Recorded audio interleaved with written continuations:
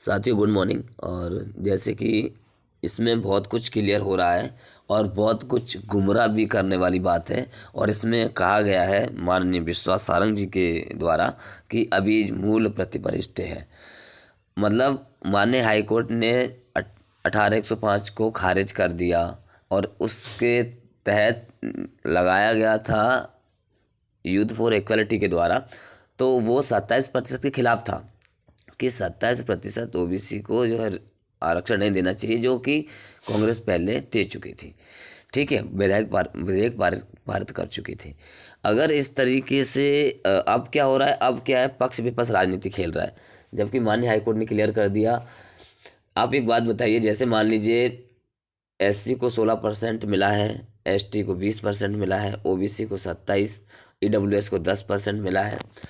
तो जब पहली बात तो 10% देने के बाद 50% का दायरा वो ऑलरेडी पहले पार हो चुका है, 50% का दायरा। हाँ, अब आप एक बात बताओ, जब 55% के लगभग ओबीसी की जनसंख्या है और आप जब नोटिफिकेशन निकालते हो तब तो आप उसमें 27 देते हो, बाद में फिर आप रोक देते हो। तो कम से कम जो आपने पहले जिन भर्तियों को रोका है और कोई भी भर्ती हो और उसमें आपने जो शोषण किया है उसका खामियाजा कौन भुगतेगा? सबसे बड़ी बात ये है। ठीक है, अब कौन जनता के हित में है, कौन नहीं है, अब यहाँ हमें समझ आता है। एक बार इनको पढ़ लेते हैं, समझ लेते हैं कि इन्होंने क्या कहा है कि विश्वास कैलाश सारंग। ठीक है, आदरणीय कमलनाथ जी, ओबीसी आरक्षण को लेकर जनता को गुमराह करना बंद करें। अब ये देखिए, अब कौन बोल रहा है? विश्वास सारंग जी बोल रहे हैं कमलनाथ जी से कि आप जनता को जो गुमराह करना बंद करें। आरक्षण मामले में केवल एक परिपत्र खारिज हुआ है, मूल आरक्षण मामला अब भी कोर्ट में विचाराधीन है।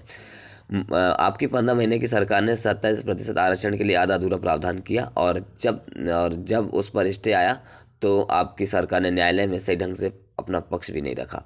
मोहन यादव की सरकार 27% ओबीसी आरक्षण के पक्ष में है और पूरी दृढ़ता के साथ आरक्षण का पक्ष कोर्ट में रख रही है। आप ये बताइए, उनकी तो 15 महीने की थी और 15 महीने के बाद आपकी कितने साल से चल रही है? मामा जी झूठे वादे कर करके चले गए और अभी भी बस अब राजनीति करो राजनीति के तौर पे, लेकिन इतने बड़े समुदाय को, इतने बड़े वर्ग को आप परेशान न करें, क्योंकि आप उस वर्ग की वजह से ही आज अपने पदों पर हैं और पूरे मध्य प्रदेश में विधानसभा से लेकर लोकसभा तक सारी सीटें आपने जीती हैं। इस वजह से जीती हैं क्योंकि ओबीसी आपका समर्थन कर रहा है। अगर ओबीसी विरोध में होता तो आपकी सरकार नहीं बनती, ये बिल्कुल बात है। अब आप एक बात बताइए, जब 18/105 पूरी तरीके से खारिज हो गई है, मान लीजिए कि हमने, जैसे मान लीजिए 2 रोटी अगर किसी के हक की है तो हमने उसको 1 रोटी दे दी और तीसरे व्यक्ति के कहने पर हमने उसको रोक दिया 1 रोटी को, तो थी तो उसी के हक की ना। जब वो अ, जब तीसरे व्यक्ति ने फिर मना कर दिया कि अब नहीं रोकना है, इसको दे दो, तो जाहिर सी बात है कि अब नहीं रोकना मतलब उसी के पक्ष में है। तो 27% खारिज, यानी 27% के खिलाफ जो लगी हुई थी वो जब खारिज हो गई तो मतलब 27% हो गया। अब और ये भी कहा गया कि जो रुकी हुई भर्ती है उन सब पे। तो साथियों, मैं तो आप सभी ओबीसी अभ्यर्थियों को ये बताना चाहूँगा, सभी, चाहे वो 2018 की भर्ती के हों, चाहे 20 की हों, चाहे 23 की हों, बड़े ध्यान से सुनना मेरा वीडियोस, बड़े इत्मीनान से, बड़ी कॉन्फिडेंस के साथ, और अब जागरूक हो जाना। आप माननीय विश्वास कैलाश सारंग जी के पास अच्छी संख्या में पहुँचें, उनसे निवेदन करें और उनसे कहें आप हमारे पक्ष में हैं तो आप हमारी जल्दी जो है नियुक्तियाँ हैं वो जारी करवाएं, जल्दी जो नियुक्तियाँ हैं वो दिलवाएं। अगर आप ओबीसी के पक्ष में हैं तो तभी हम आपको मानेंगे। आपको शिक्षा मंत्री जी को जाके भी यही बोलना है और आपको माननीय मुख्यमंत्री जी जहाँ भी कार्यक्रम हो और वहाँ पर भी जाके आप अपनी बात को पूर्णता के साथ रखें और ये कहें कि जल्द से जल्द आप हमारी जो रुकी हुई प्रोसेस है और रुकी हुई प्रक्रिया है वो जारी करवाएं। साथियों, आपको जागना तो पड़ेगा, मेहनत तो करनी पड़ेगी, लेकिन आपको ये भी नहीं सोचना है कि 20 की भर्ती हो, 18 की भर्ती हो, या 18 की भर्ती हो या 23 वाली भर्ती हो तो उसमें कोई व्यक्ति ही जाए। नहीं, अब तो सबको एक्टिव होना पड़ेगा। और मैं सिर्फ शिक्षक भर्ती की बात नहीं कर रहा, 18/105 के साथ साथ जितनी भी भर्तियां हैं और 18/105 के अकॉर्डिंग जो रुकी हुई हैं उन सभी व्यक्तियों को अपने अपने विभागों में नाक में दम कर देनी चाहिए, क्योंकि ये एक अच्छा मूवमेंट है। क्योंकि जब से वो याचिका खारिज हुई है तब से पक्ष और विपक्ष धुआंधार इस समय अपना अपना आपस में मतभेद कर रहे हैं, आपस में अपनी बात रख रहे हैं, लेकिन ये तो साफ समझ आ रहा है। तो अब ओबीसी वर्ग को देखना है कि हमारे हित में कौन है कौन नहीं है।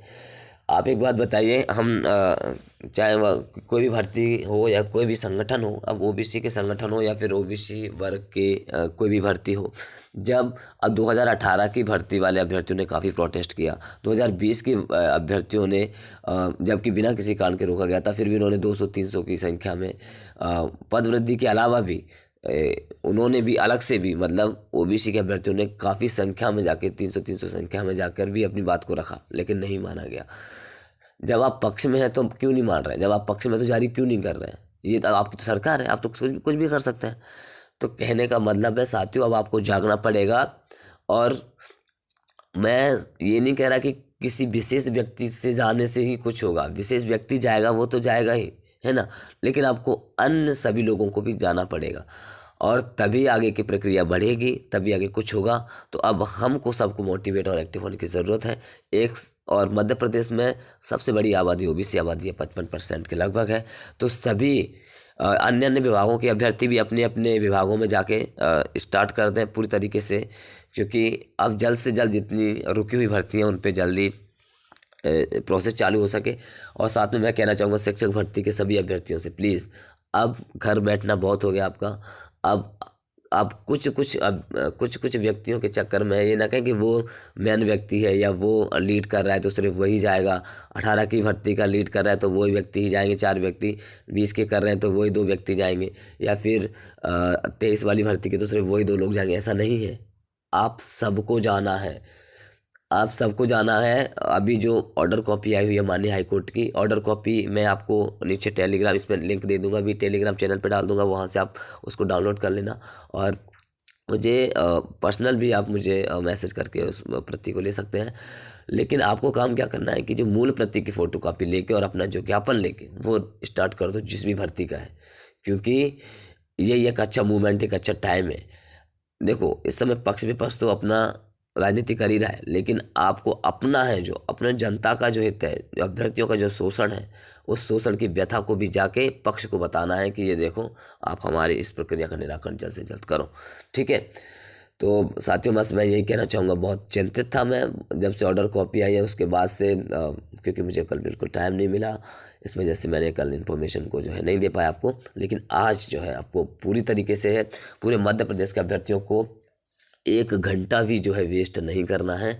और भोपाल के नज़दीकी के लोग हैं वो ज़रूर कम से कम 10-20-30 की संख्या में रोज़ जाएं, और बाकी अदर अपने जो जिलों के अभ्यर्थी हैं वो भी पूरी तरीके से जाएं, कोशिश करें। अब स्टार्ट कर दो, क्योंकि यही कह के मना कर दिया जाता था कि जब तक कोर्ट में स्टे है, जब तक आपकी याचिका लगी हुई है, जिस याचिका के तहत आपको रोका गया वो अभी माननीय हाईकोर्ट में, अब माननीय हाईकोर्ट ने उसको खारिज कर दिया है, तो अब रास्ता साफ हो गया है। अब आप सभी को जो है मेहनत करने की ज़रूरत है।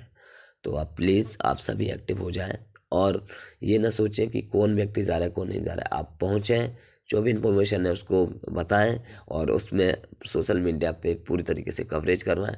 और कोशिश रहेगी कि हम सबको जो है पूरी तरीके से एक्टिव होने की ज़रूरत है, क्योंकि नौकरी ही, ये मान लीजिए आपके हाथ में आपकी जॉब है।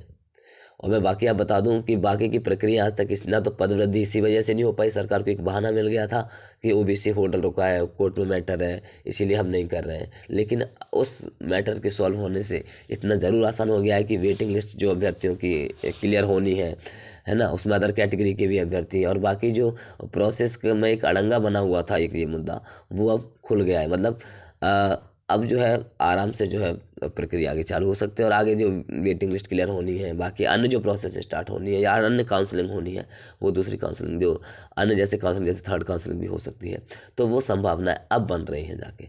तो तभी बनेंगे जब ओबीसी अभ्यर्थियों को मेहनत करनी पड़ेगी, तब जाके अदर कैटेगरी को भी फ़ायदा तब होगा जब ये प्रक्रिया चालू होगी, ठीक है। तो मैं सभी से बिल्कुल निवेदन करता हूँ, पूर्णतः निवेदन करता हूँ कि आप पूरी तरीके से अब जो है स्टार्ट कर दीजिए, मेहनत करना स्टार्ट कर दीजिए।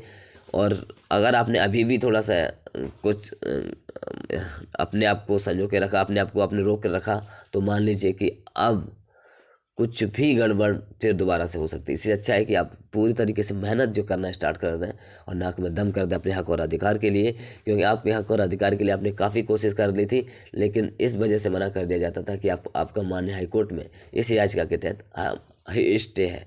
तो अब स्टे तो है नहीं, तो अब आप पूरी तरीके से काम करें। अब कौन से स्टे है, ये कौन सा मंत्री जी बता रहे हैं, खेल मंत्री जो है विश्वास सारंग जी, कौन सी स्टे बता रहे हैं, वो तो उन्हीं को पता होगा, है ना। बाकी हालांकि पता सबको होगा, है ना, लेकिन अब आप तो अपने मैटर को लेकर जाएं, ठीक है। तो सभी साथी ज़्यादा से ज़्यादा शेयर करें, सभी को ज़्यादा से ज़्यादा शेयर करें और एक्टिव करें सभी को, जिससे इसका जो परिणाम है वो मिल सके और अपने हक की जो बात है वो पूरी हो सके, ठीक है। धन्यवाद।